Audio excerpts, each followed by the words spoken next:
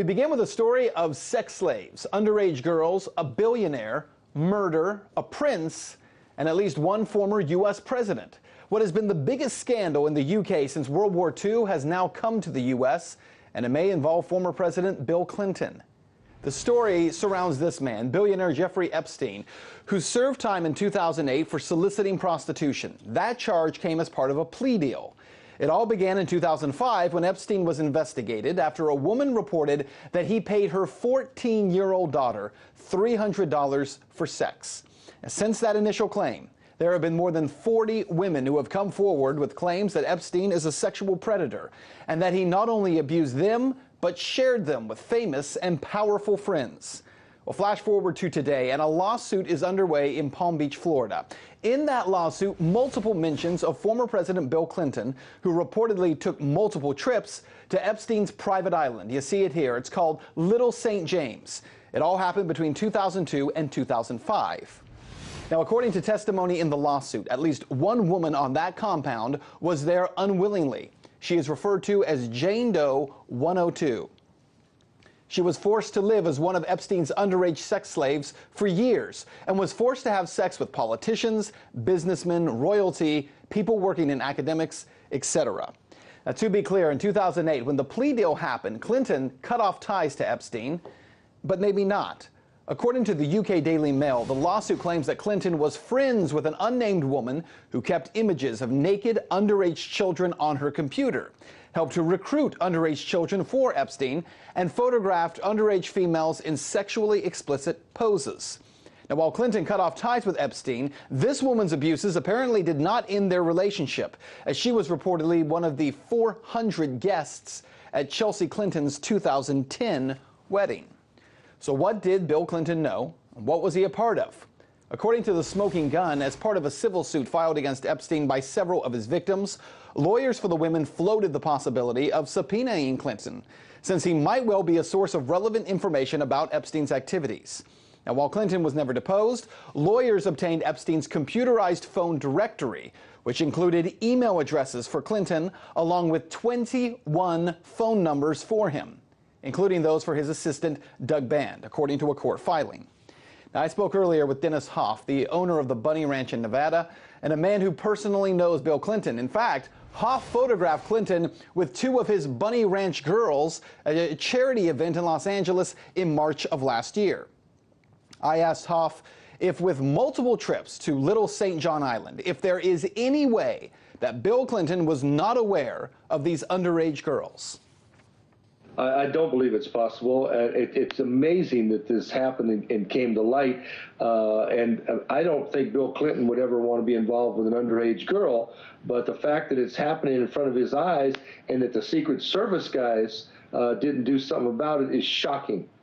21 phone numbers, as well as email addresses that were reportedly belonged to him, that were in possession of Jeffrey Epstein. What does that say to you? Well, it says that this Epstein is just an absolute disgusting pig. I mean, to be messing around with underage girls, it's just unbelievable. Now, I give Bill Clinton a little bit of a pass because, look, he had other parties after this all happened, and who went to it? Stephanopoulos, Katie Couric, Woody Allen, which is not a good sign, I guess, and Chelsea Handler. So it could be possible that Clinton did not know about this, but it's almost hard to believe. And that party that Hoff mentions there was just one party as compared to the multiple visits by Bill Clinton. But this story is much bigger than just former President Clinton. Prince Andrew, the Duke of York, is being connected to this scandal as well. In 2001, Virginia Roberts, a 17-year-old who now claims to have been held as Epstein's sex slave, was introduced to Prince Andrew while staying at a London home. Ms. Roberts claims that she was paid £10,000 as a reward for having sex with Prince Andrew by Epstein. I spoke earlier with RT UK presenter Epstien Ratanzi, and he says that the scandal around Prince Andrew is growing daily. It is definitely building in the infamous British tabloid press, who are kind of at war with the royal family as the general election campaign here proper begins. It is a kind of old story, but of course we are getting further facts because of the plaintiff, in effect. Now, in the UK, this story, though, is a lot larger than just Jeffrey Epstein and Prince Andrew. In fact, it seems like it involves this pedophilia ring that reaches into the highest levels of British society, including presenters with the BBC, including members of Parliament. It seems like this is a growing story that involves some 1,400 kids. Can you tell me a little bit about that and the development over the last year into that story? Yeah, around the world, the headlines from Britain tend to, in the international newspapers, seem to make out that Britain is this center of upper-class pedophilia. And indeed, the press here also reflecting those stories.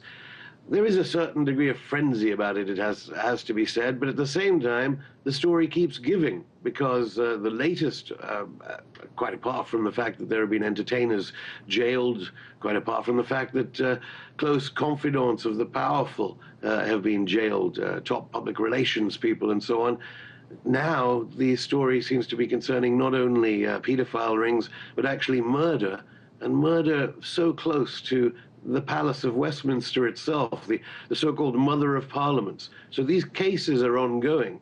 And can you define for us the murder charge? That goes back to a young man who was believed to have died during one of these orgies, is that correct?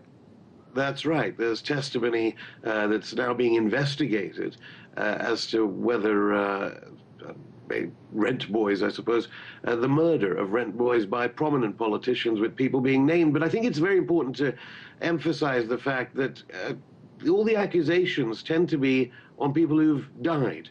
It's as if the police and the Scotland Yard has its own headlines as regards covering up things in this country. It's so scandalous that even the government here, the Home Secretary Theresa May, has been criticizing the Police Federation for the past year or so.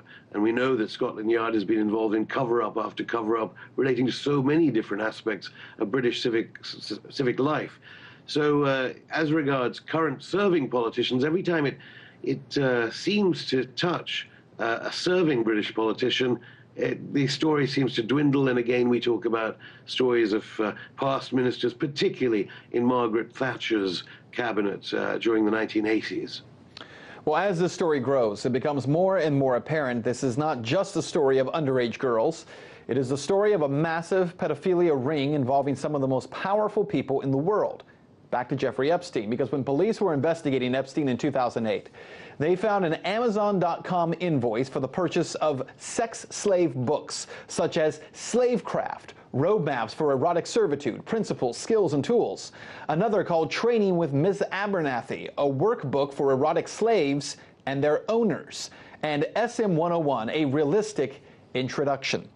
I spoke with Kambiz Shambankari, who has spent years covering sex trafficking all around the world, and I asked him what this scandal is demonstrating about the power and the abuse of people from around the world. The fact is, regardless of what's happening right now with Princes Andrew and Epstein, that's a long time that a community of wealthy people, they take advantage of underage children and girls especially. There was, based on United States government document, there were more than 600,000 cases of human trafficking, that more than 60% of them, they were girls that they brought to United States. Thailand has one of the worst cases in this matter, that many rich people, they travel to Thailand to have sex with underage children. And in this case, for Miss Roberts' case, she was 17, but we are facing in Thailand with something like 6 years old or 5 years old kids that they have been used as sex slaves. Well, and it just seems like this is, and as you pointed out, and I think you make a great point, that at the end of the day, a lot of the girls who are involved in this particular story, and that's not to minimize the abuse of them, are much older, and yet there are very young children all around the world that this is happening to, even as we're speaking. Yeah, that's true. But what is bothering me about this case is Blaming the victim. That we see a lot, you know. How so? How are they blaming the victim? They started to bullying this woman. When you say that, are you talking specifically about Alan Dershowitz, the attorney who's now been assigned to this case, now taking it on? Exactly. And you know, Miss Roberts is an example of many of those victims that they can't step forward. They can't talk about their abusers. They can't talk about what happened to them because they are afraid. Well, that person who is now blaming the victims, as you heard there, according to Shamban Kari, is attorney Alan Dershowitz, who himself has now been accused of having sex with underage girls associated with Epstein. Writing in the Wall Street Journal law blog that he is the victim of an extortion conspiracy, Dershowitz is calling for the disbarment of the two lawyers who are representing the alleged victims. It's a story we'll continue to follow.